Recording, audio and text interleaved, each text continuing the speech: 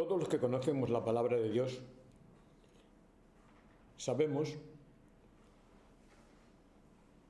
que Dios ha querido siempre que el hombre, que el ser humano, estuviese preparado para escucharle a Él y seguir sus consejos.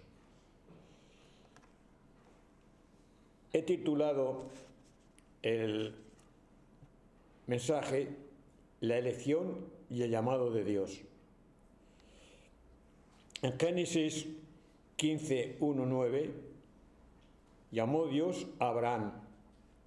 Él, Abraham, oyó a Dios, en fe hizo lo que Dios le decía. Todos conocemos, los que conocemos la Biblia, conocemos la historia de Abraham. Abraham era un hombre que yo en fe acepto que fue elegido por Dios desde el vientre de su madre. Y él en su tierra estaba bien, tenía más de lo necesario, tenía ganado, tenía siervos, y Dios le dijo: sal de tu tierra y de tu parentela. Y él, en fe, hizo lo que Dios le ordenó, sin saber dónde iba, pero en fe sabía que Dios le quería utilizar donde Dios estuviera preparado. Sabemos toda la historia, que salió él y su familia, y solamente un sobrino con su familia, y que los dos tenían mucho ganado, pues eran ganaderos, como es lógico. Llegando un momento, como era un hombre humilde y no tenía ganas de problemas, y sabemos que los pastores de su sobrino y los pastores del hermano, pues no se entendían. Entonces Abraham le dijo: mira, esto no funciona, vete tú para una parte y yo me voy para la otra que tú no elijas. El sobrino eligió y ya sabemos al final cómo acabó. Abraham era un hombre de una fe tremenda, se le llama el padre de fe, y Dios le estuvo probando durante muchos años y le dijo en infinidad de veces: de tu descendencia llenaré la tierra. Pero Ana era estéril y no le daba hijos, y él le decía: Señor, si me has prometido que de mí llenarás la tierra. Y el Señor le quería hacer esperar. El Señor le quería hacer entender que no era su tiempo, que era el tiempo propio de Dios. Y él, en su paciencia, estuvo aguantando y resistiendo todo el tiempo que Dios tenía planeado. Llegó un momento en que Ana, en su buena voluntad, incluso le ofreció a su sirvienta, porque yo soy estéril, dijo, pasaré a mi criada y tendrás heredero. Efectivamente, uno de los errores que se suelen cometer cuando vamos por nuestra cuenta. La buena voluntad del hombre puede ser buena, pero tiene que ser aprobada por Dios. Sabemos los problemas que le causó el tener con la criada aquel niño. Sabemos que la criada se burlaba de su señora de verla estéril y ella haberle dado un hijo. Sabemos, incluso después de nacer Isaac, lo que ocurrió. Bien, pues nada más ni nada menos que casi con 100 años, ya Abraham llegó al Señor y le dijo: Padre, si dices que de mi descendencia van a ver el mundo entero y yo no tengo descendencia, ¿tendré que dejarle mi herencia a un sirviente? Y con 100 años el Señor le envió a aquellos ángeles que él recibió con todos los honores, y aquellos le dijeron: te llegarás a tu esposa y tendrás heredero. Y él se sonrió como diciendo: Señor, con 100 años y mi esposa estéril y fuera de la costumbre de las mujeres, ¿cómo podré tener heredero? Y aquellos ángeles le dijeron: ¿acaso hay algo imposible para Dios?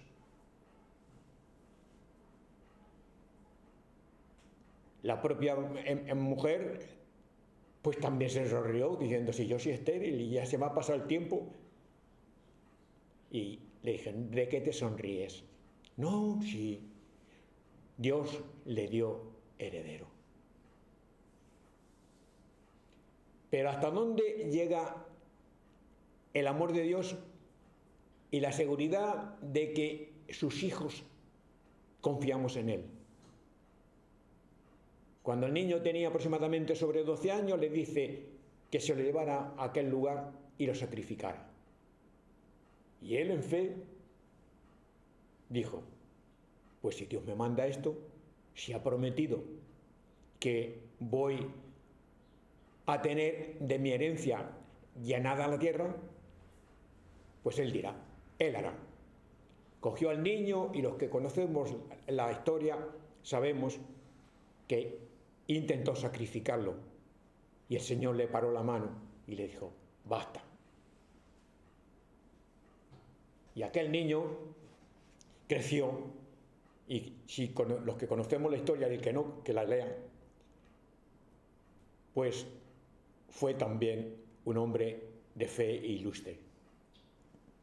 Hasta aquí podía hablar mucho de Abraham, y podía hablar mucho de Isaac, de su hijo, pero hasta aquí.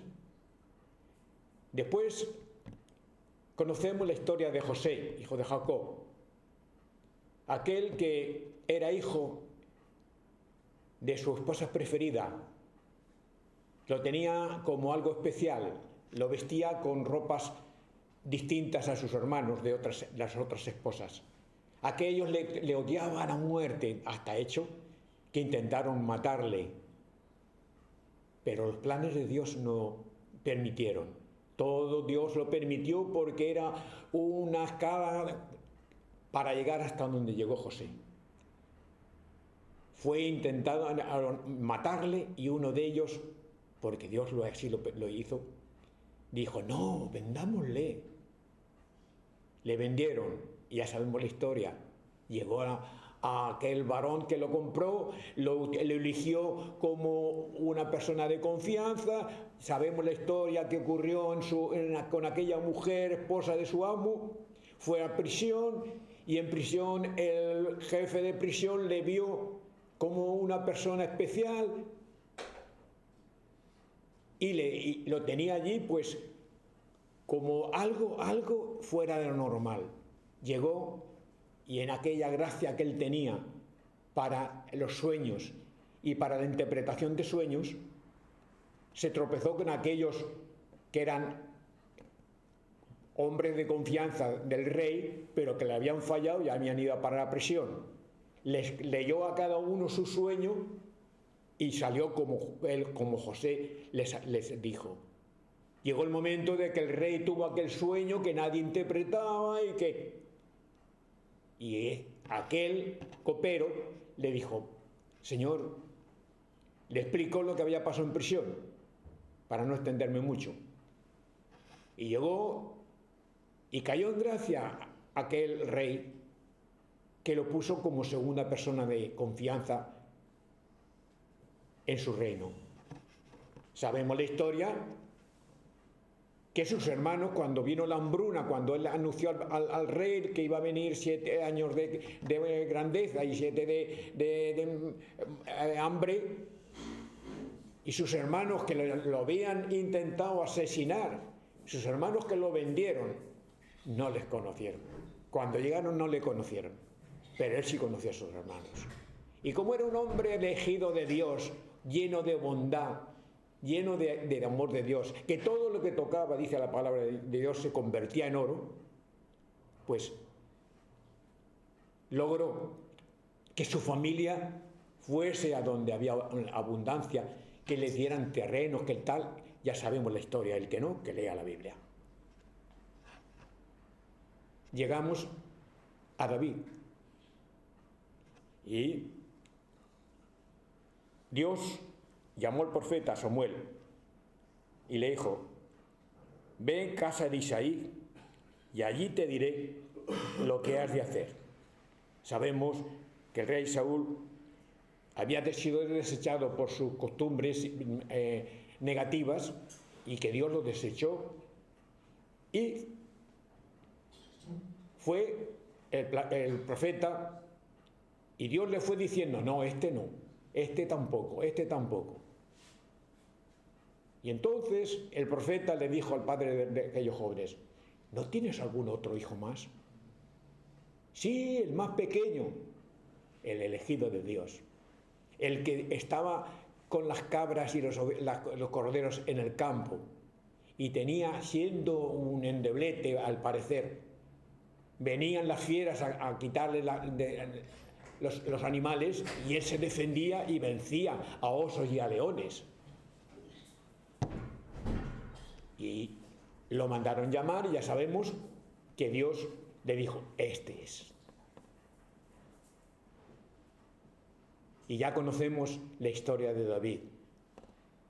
Tuvo sus partes negativas, nos da ejemplo del cuidado que debemos de tener con nuestros caprichos, nuestras cosas que no son aprobadas de Dios, porque nos pueden costar serios disgustos. Pero David fue un hombre de fe. David fue un hombre ejemplar. Y con esto quiero decir que Dios elige. Dios nos llama y elige. Ya llegamos al Nuevo Testamento y llegamos a la lectura que se ha hecho.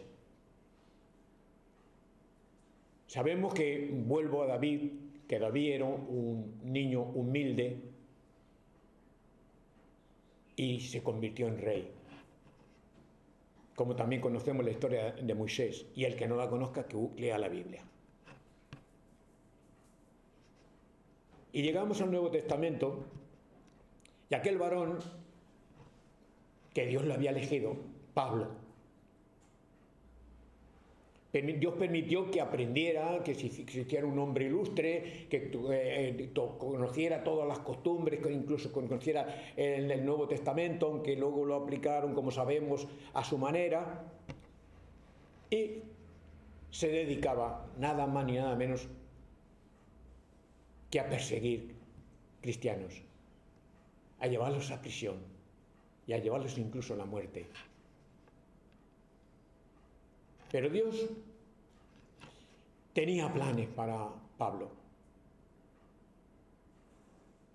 Y llegando el momento que Dios tenía concreto, y yendo él por el camino con su orgullo en su caballo y sus soldados que le acompañaban y todo eso, metiéndose y buscando y haciendo aquello que conocemos, y el que no lo conozca que lea la Biblia, Dios le tiró de su orgullo al suelo al gran Pablo, aquel que le tenía miedo a todo el mundo, y el gran Pablo humillado en el suelo. Y Dios le dijo: Pablo, ¿por qué me persigues? Y Pablo dijo: Señor, ¿quién eres? El Señor le dijo: yo soy Jesús, el que tú persigues. Dura cosa de dar coces con la hijona. Señor, ¿qué quieres que haga? Pero Pablo, con aquellos ojos que él tenía, que veía cosas a larga distancia, según su mandato, sus cosas, su idea que él llevaba concreta. El Señor le cerró los ojos. El Señor le cerró los ojos humanos. Y en aquel orgullo tuvo que ser levantado por sus criados, por sus soldados, y llevado de la mano aquel orgullo, aquel hombre. Y teniendo que humillarse hasta el máximo. Me emociono con Pablo. Fue llevado allí a casa de aquel hermano que el Señor, estando en oración, le llamó y le dijo: ve a tal lugar y encontrarás a Pablo de Tarso. Y aquel: Señor, si se dice que va apresando por todos los lugares aquellos que hablan de ti, aquellos que hablan de la resurrección de los muertos, aquellos que les llaman del camino, y tiene incluso autoridad para aquí en esta ciudad prendernos y llevarnos a la cárcel, llevarnos ante el concilio. ¿Y qué le dijo el Señor? Recíbelo, ve y prepáralo, pues tengo una gran obra para él, y él verá lo que ha de ocurrirle cuando haga lo que yo le digo. Y aquel Pablo, que estuvo en oración sin comer durante X días, recibió la vista cuando el hermano le puso las manos y oró por él. Pero posiblemente, según dice la Biblia, Pablo le decía al Señor que le pedía, y el Señor le dijo: basta con mi gracia. Posiblemente es que no veía bien, pero no veía bien con esos ojos de la cara. Pero desde entonces empezó según mi versión, a ver con los ojos de dentro, con los ojos del interior, con los ojos que quiere el Señor que veamos. La vista es tan rápida, se ha dicho siempre, la vista es muy rápida, que nuestras debilidades y nuestras flaquezas, en nuestro orgullo, etcétera, etcétera, se nos va rápidamente. Y Pablo, al parecer, no veía como antes, con sus ojos de la cara, pero veía con sus ojos del interior, del corazón, del espíritu que nos asemeja a Dios. Y enseguida fue bautizado y de perseguidor se convirtió en perseguido. Todos sabemos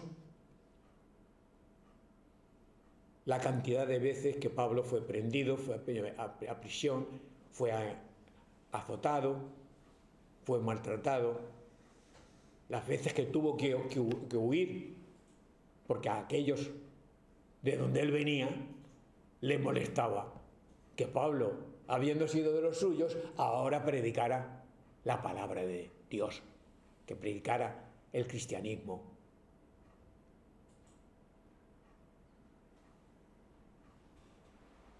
Sabemos que hasta incluso los propios apóstoles en un principio le tenían miedo, no se fiaban.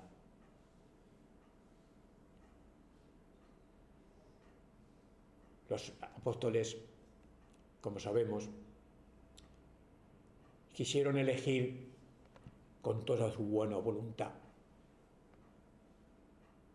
a un hermano que sustituyera el hueco de Judas.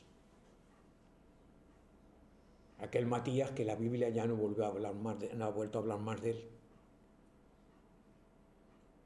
Incluso echaron suertes al estilo humano. Pero Dios, que es sabio, eligió a Pablo. Y la Biblia dice que fue uno de los mejores mensajeros,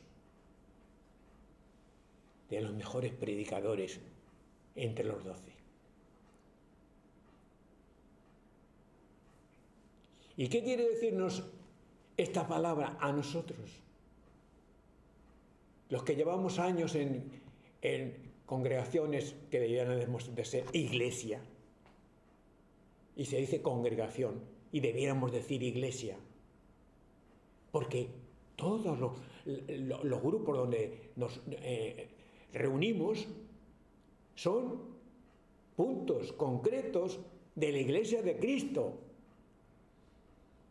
Y tristemente,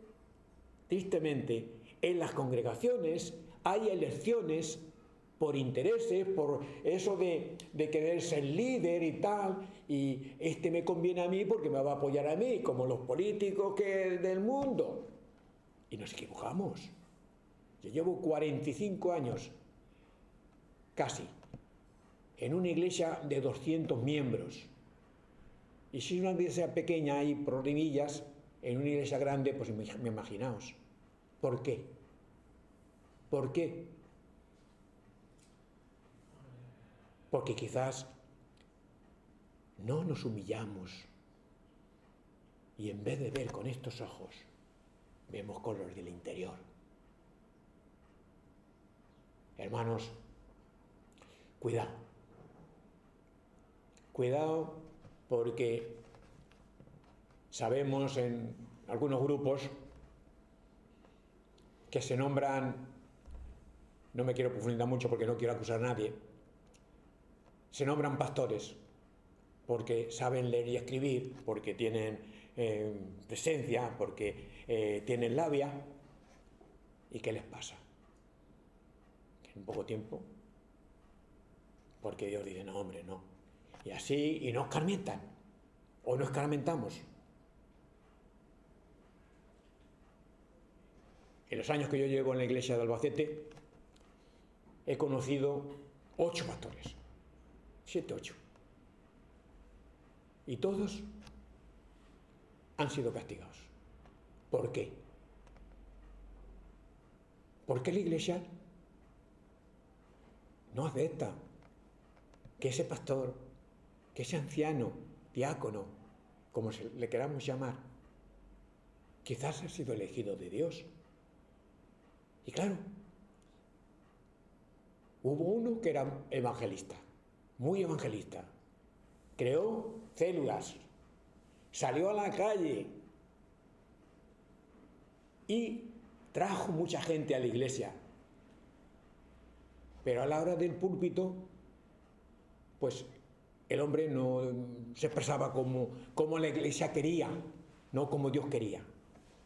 Pues bien, pastores pueden ser pastores, porque una cosa es ser predicador, o sea, pastor, y otra cosa es ser maestro de escuela dominical o ser un piquito de oro. No.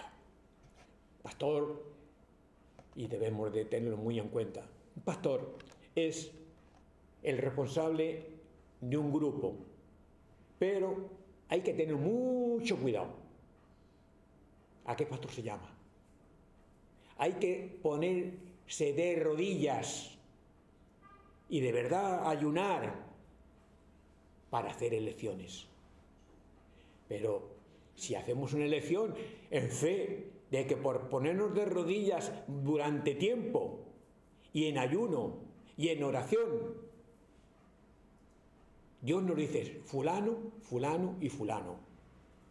Yo he sido testigo de presentar los hermanos que se habían elegido en oración para que buscasen pastor, para que nombrasen diáconos, que allí, como sabéis, en los bautistas son diáconos, ancianos, y luego han llegado a la iglesia y han dicho, no, ¿por qué? Eso es muy fuerte.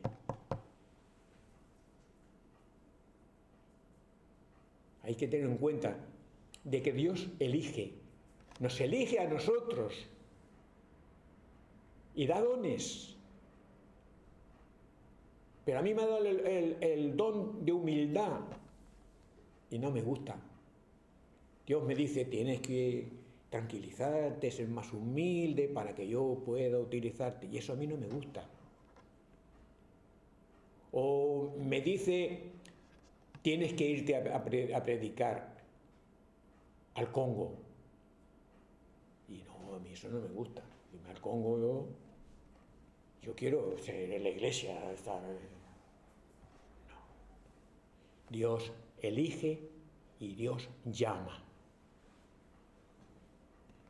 Se sabe, y los que somos ya mayores, que ha habido veces que han habido jóvenes que han querido irse al seminario y que las iglesias no los han apoyado para que vayan al seminario. En otras ocasiones sí, se han apoyado, luego han venido y no se han quedado en la iglesia, han tenido que buscarse ellos otra iglesia. Cuidado, hermanos, y con esto termino. Cuidado, Dios llama al ser humano, pero antes los elige. Cuidado con las elecciones que hacemos. Lo que elijo yo para querer hacer yo. La buena voluntad del hombre, y lo he dicho muchas veces aquí, la buena voluntad del hombre es buena si es aprobada por Dios.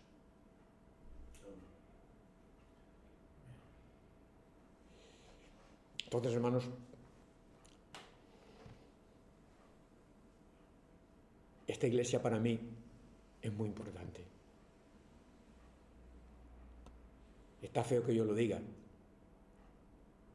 pero hay veces que me siento más a gusto aquí que en Albacete, por algo sea.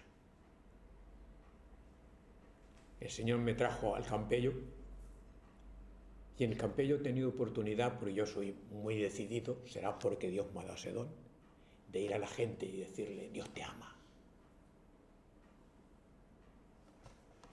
He tenido experiencias muy hermosas aquí en el Campello y lo que siento es que me voy a Albacete, aunque estaréis en mi corazón y en mis oraciones.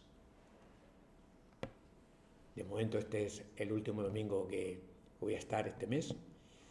Posiblemente a lo mejor venga el mes de octubre.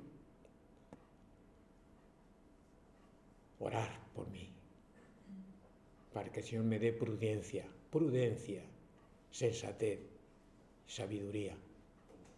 Orar por mi hogar, por mi familia.